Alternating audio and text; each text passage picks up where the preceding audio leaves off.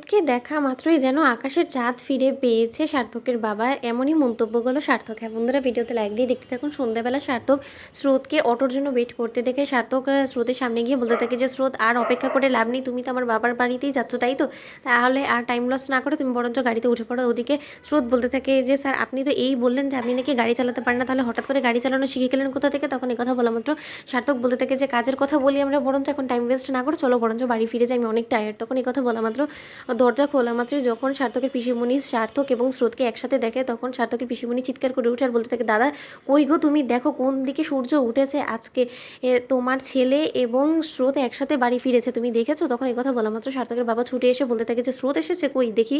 তখন সার্থক বলতে থাকে যে বাবা তোমার তো মনে হচ্ছে যে আর তর্স হয়েছে না, তোমার নিশ্চয়ই আমার জন্য অপেক্ষা করছিলে না, এই স্রোতের জন্যই তো অপেক্ষা করছিলে তাই না? তাহলে নাও তোমার মেয়েকে তোমার কাছে হাতে তুলে দিলাম। তখন এই কথা বলা মাত্র সার্থকের বাবা বলতে থাকে, কেন তোর হিংসে হচ্ছে যে আমি ওকে তোর থেকে বেশি আদর করি?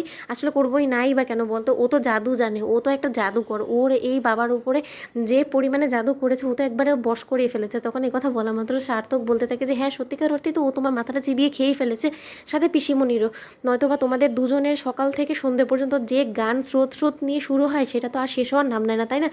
স্রোত তুমি সত্যিই পারো, তুমি এরকম করেই হয়তো বা পেশেন্টদেরকেও আশা করি যে তোমার হাত করে রাখবে। তখন এই কথা বলা মাত্র স্রোত বলতে থাকে স্যার আমি তো তাও এটা পারি, আপনি তো তাও সেটা পারেন না, কারণ আপনার বিরুদ্ধে সবাই কথা বলতে পারে কিন্তু আপনার পক্ষে কেউ কথা বলতে পারে না, আপনি সেটা একবার ভেবে দেখেছেন? ওদিকে সার্থকের বাবা বলতে থাকে ছাড় তো, তুই ওর কথা একদম ওর কথা ভাববি না, তুই ওর সাথে মুখ লাগিস কেন বলতো? আচ্ছা তুই কি আর তোর এই বুড়ো বাবাটার উপরে অভিমান করেছিস বলতো? তুই তো খুব ভালো করে জানিস যে তোকে না দেখলে আমার চোখটা কেমন কেমন জানি করে, মনটা অস্থির হয়ে যায়, তা সত্ত্বেও তুই আমার সাথে এরকম করতে পারলি বলতো?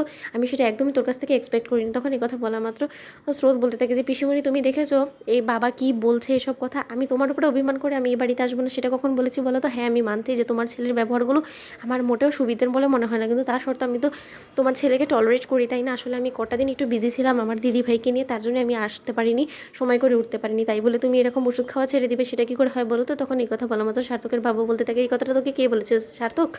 তখন এই কথা শুনে স্রোত বলতে থাকে তাহলে আবার কে বলবে? আজকে সে হাত জোর করে আমার কাছে অনুরোধ করেছে জানো তো, যাই হয়ে যাক না কেন তোমাকে একটা থ্যাঙ্কস দেওয়া তো দরকার, কারণ তোমার জন্য আর যাই হোক না কেন তোমার ছেলে আমার কাছে আত্মসমর্পণ করেছে তোমার জন্য, তাহলে ভাবতে পারছো তোমার ছেলে কতটা উন্নতি হয়েছে? তখন এই কথা শোনা মাত্র সার্থক বলতে থাকে আর যাই হোক না কেন এই ক্রেডিটটা অন্তত তুমিই নিও না।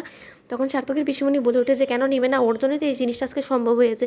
সেদিন যদি তোর বাবা এরকম করে জেদ না করতো আর স্রোত যদি তোকে না বোঝাতো তাহলে তুই এই জিনিসটা মানতি বলতো? তখন সার্থক বলতে থাকে যে তোমাদের জন্যই না ও দিনে দিনে আরও বেশি বিগড়ে যাচ্ছে, ও কলেজের মধ্যে একদমই ক্লাসে কনসেন্ট্রেট করে না, শুধুমাত্র তোমাদের কথাই হয়তো বা ভাবে, তার জন্য বিগড়াচ্ছ তো ওকে আরও বিগড়েও যাতে ও আর কোনোদিনই মেডিকেল স্টুডেন্ট না হতে পারে। তো বন্ধুরা ভিডিওটি ভালো লাগলে লাইক এবং শেয়ার করে সাবস্ক্রাইব করতে পারেন।